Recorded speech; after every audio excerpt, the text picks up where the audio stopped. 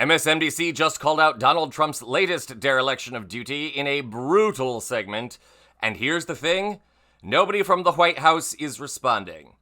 Welcome to Occupy Democrats, I'm David Reddish. Donald Trump and the Republican Party are having a rough week for a whole host of reasons.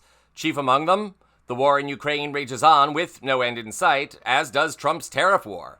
In fact, in his first press conference this week, Trump served up this taco word salad. And we've straightened out any complexity. And it's very complex stuff, and we straightened it out. The agreement was we're going to have Scott and Howard and Jameson will be going and meeting with their top people and continue it forward. But no, I think we have everything. I think we're in very good shape with China and the trade deal. We have a deal with China, as you know, but we were straightening out some of the points, having to do mostly with rare earth, magnets, and some other things. So those reduced trade tariff rates, they remain in effect?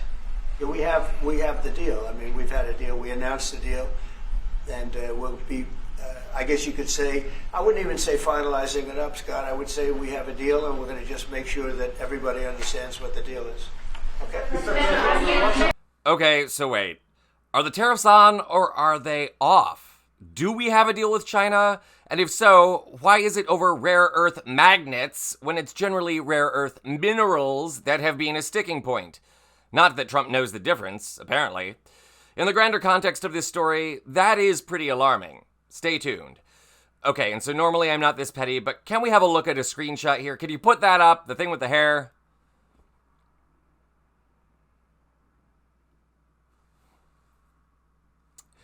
You see that?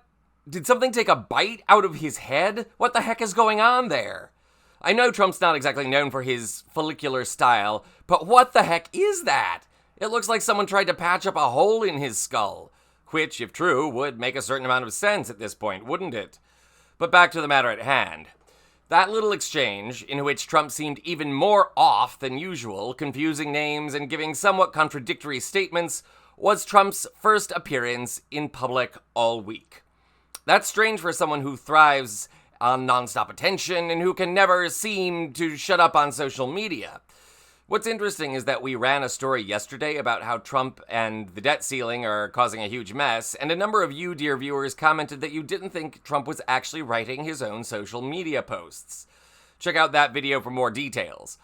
But that allegation seems suddenly much more relevant and ominous. Which brings us to this breaking story.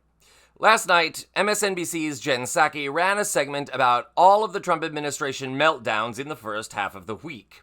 And there were quite a few, so it's a long segment. But Psaki noted that Trump had disappeared from public view entirely for 3 days, and his social media posts became less frequent, and seemed to be written by someone else. Which begs one question. What is going on with Trump, and who is in charge here? Like I say, this is a long segment, but you'll be happy to have seen the whole thing. It's a great overview, so take a look. But I want to start tonight with this. Do you hear that? That is the rare and blissful sound of silence. We rarely get that these days, because for the first time in his presidency, Donald Trump has not made a public appearance for 3 straight days. We're not sure why. Maybe he's tired, maybe he's feeling a little low energy, who knows? But for whatever reason, the president is taking his longest break from the public eye since retaking the White House. Now, if you were missing all of those nonsensical updates from the administration, because sometimes they're interesting to talk about, don't worry, because the president has surrounded himself with what he calls the best people, also his words, not mine, who are out there filling the void. People like former WWE wrestling executive Linda McMahon, who Trump inexplicably put in charge of the Department of Education. It's quite an assignment for her. Secretary McMahon, of course, testified before the Senate today, and Republican senators kind of did their level best to lob her softball questions and make it look like she kind of knows what she's doing. I mean, here was Republican Senator Mark Wayne Mullen trying to tee her up for an easy one. What was we ranked in reading and math in 1979? I'm sorry, what? What was we ranked nationally in math and reading in 1979? We were very, very low on the totem pole. We were number 1 in 1979. We were very, very low on the totem pole. Actually, we were number one. Very awkward. That's the Secretary of Education, everyone. Now, in her limited defense, Senator Mullen's question was garbled nonsense. I mean, set aside the strange verb conjugation about what we was, which ranked, which, by the way, maybe that's confirmation that our education system needs help. He asked her how the U.S. ranked nationally when he clearly meant globally. So clearly neither of these people are getting an A in reading comprehension or, frankly, grammar today. What about math? We spend $1.858 billion a year on TRIO. Yes. That's $1,580 million a year. Is my math right? I think that's right, sir. And how long have we been spending $1,580 million a year on this program? More than 10 years? Yes. So that's over $1 trillion. Okay.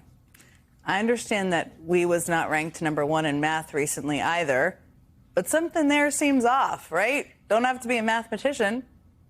Maybe there's a Democrat on this committee who can help them out a little bit. Madam Secretary, and I'm not a great mathematician, but I think you were talking about $1 trillion. I believe 1.5 billion times 10 is $15 billion. That's a little bit off from $1 trillion.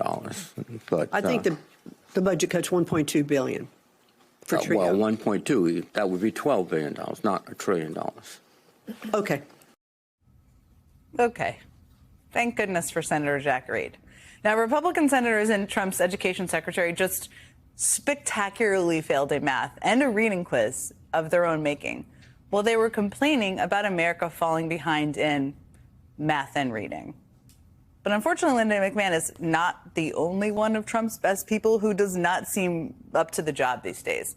I mean, here's the headline from the New York Times today. Acting FEMA chief told staff he didn't know about U.S. hurricane season. And here's more of what the story actually says. The acting head of the Federal Emergency Management Agency told employees on Monday that he did not know the United States has a hurricane season.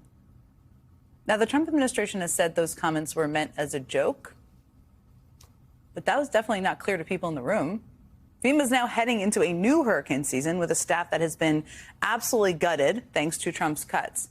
And FEMA staff are reportedly also worried about the new director's lack of experience. I wonder why there.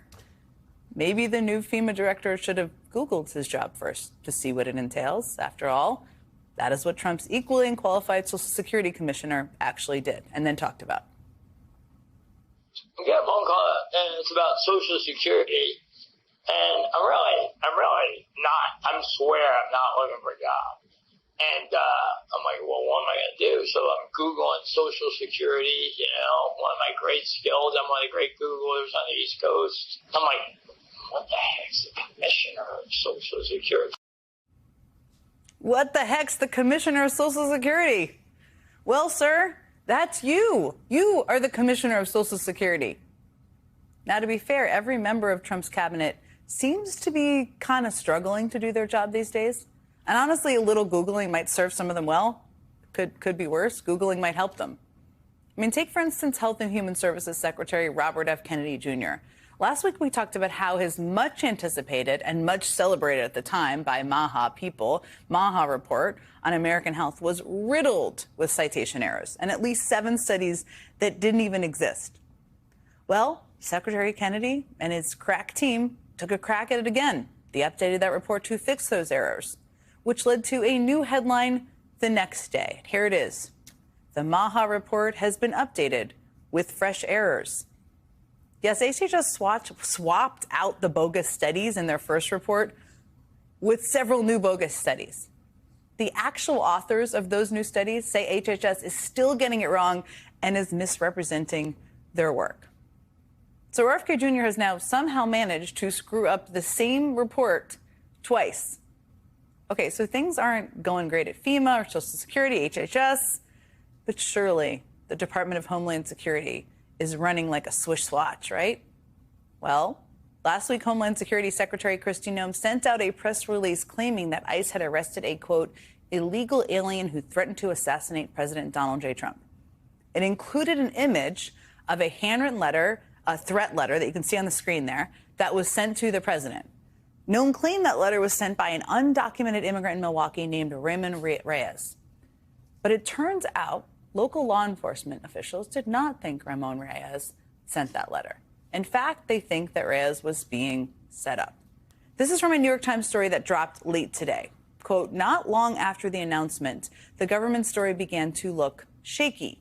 And as detectives in Wisconsin began looking deeper, they came to believe Reyes had been framed. By this week, Milwaukee County prosecutors had filed identity theft and witness intimidation charges against another man, a lifelong Wisconsin resident. They said that man had written several threatening letters that included Mr. Reyes' name in the return address. Prosecutors said it was an attempt to catch the attention of the Trump administration and weaponize the threat of deportation against Mr. Reyes, who is scheduled to testify against the man at a robbery trial next month. So this guy, who is actually on trial for a crime, basically tried to trick the Trump administration into deporting the witness who would testify against him. That's what happened. And the Department of Homeland Security appears to have fallen for it. They did exactly what he wanted. I don't know. Maybe Kristi Noem would be better off solving crimes if she was dressing up like Sherlock Holmes. She loves to dress up. Couldn't hurt. Maybe she could try it. Meanwhile, Trump's intelligence chief appears to be struggling with her job as well. As Director of National Intelligence, Tulsi Gabbard is responsible for making sure that Donald Trump is up to date on the latest intelligence, which includes, of course, reading his presidential daily briefing, digesting all of it. But apparently that is proving very difficult. Since taking office, Trump has taken his daily intelligence briefing less than once a week, which is far less than previous presidents, including Trump himself, during his first term. And so Tulsi Gabbard is now resorting to what I would call creative methods. According to NBC News, one idea that's been discussed is possibly creating a video version of the PDB that's made to look and feel like a Fox News broadcast. A new PDB could include not only graphics and pictures, but also maps and animated representations of exploding bombs, similar to a video game. That is NBC's reporting. In other words, because Tulsi Gabbard is bad at her job and the President of the United States doesn't like to read, career intelligence staffers may be forced to put on some kind of Fox News puppet show in order to get the president to pay attention to intelligence threats against the United States and otherwise. Just digest that for a moment. And that is really part of the problem with all this. We all know when it comes to people, Trump is not sending his best. But at least the career public servants who have been the heart and soul of every administration, Democratic and Republican, should still be able to do their jobs, right? There's a whole system of dedicated federal workers who actually make the government function and in turn make even the most incompetent look vaguely competent. But Trump is making it impossible for them to do their jobs, too. I mean, the Washington Post recently dug into all the ways Trump's efforts to increase government efficiency have, ironically, buried federal workers under red tape. Here's part of what the story says, quote, at NASA, employees recently wrote several detailed paragraphs across multiple rounds of emails to win approval to buy simple fastening bolts. Fastening bolts, folks, required multiple paragraphs of emails. At the Food and Drug Administration, once routine tests on food, monitoring for accuracy in labeling, coloring, and exposure to heavy metals were delayed significantly because the agency began requiring department-level approval for expenses at every step. Purchasing samples to test, paying to ship samples between labs, buying lab supplies. What could go wrong there? It's only the Food and Drug Administration. At air traffic control towers at 24 West Coast airports, officials are unable to easily pay to have the windows washed and shades cleaned, which is obviously important. At the Social Security Administration, Trump officials and DOJ pushed thousands of central office workers to take lower-level positions answering phones in field offices, threatening to fire whoever did not make the jump, according to emails reviewed by the Post and interviews with a half a dozen agency employees. So government officials cannot purchase bolts for rockets, do food safety testing, or wash the windows at air traffic control towers without wading through layers and layers of new Trump-approved red tape. Workers at Social Security are being forcibly demoted to call center workers because of Trump's workforce cuts. All of the real people who make our government run and have made governments run for decades are being squeezed And all we're left with is the bizarre and clueless leadership of Trump's so-called very best people. Feeling safe yet? Maybe all of this is finally too much for Trump in his advanced age. Maybe all of the setbacks have gotten to him. Or maybe his mental and physical health are rapidly decaying and he's doing his best to conceal that. Whatever the reason, Psaki is correct. Less Trump is always a good thing, and his idea of the best people involve neophytes, nepo babies, butt kissers, big money donors, and people that have no business doing what their job title entails. With Trump in office, nobody is driving this ship, and we are in very icy waters. This is Occupy Democrats.